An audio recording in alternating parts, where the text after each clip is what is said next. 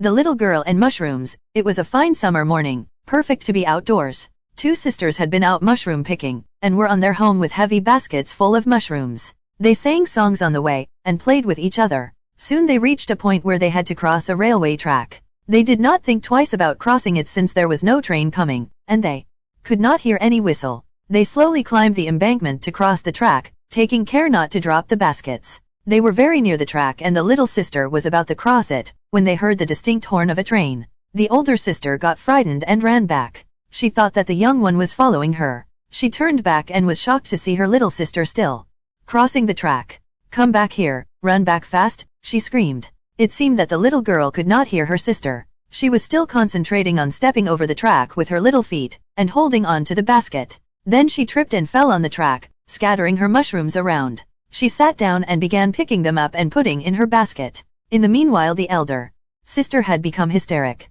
She cried and screamed, calling her little sister to leave the mushrooms and run back, but it seemed as though the little one could not hear her. The engine driver panicked on seeing the girl and blew his whistle with all his might, but she appeared not to hear the whistle. Her sister was now crying loudly, overcome by panic, as the little sister crawled between the tracks on her hands and knees, to pick the rest of the mushrooms. The engine driver was helpless as it was not possible for him to stop the engine suddenly. He blew the whistle as hard as he could, but the engine rolled over the little girl. The older sister clasped her face with her trembling hands and cried bitterly. The passengers too panicked at the thought of the sight they would have to witness. The guard ran down to the end of the train to see what happened to the little girl. When the train passed, everybody saw her lying very still between the tracks with her face down. Then she raised her head, sprang to her knees and began gathering the remaining mushrooms. The big sister ran towards her, tears streaming down her face. They hugged and kissed each other, crying out of happiness, tears of joy flowing down their little cheeks.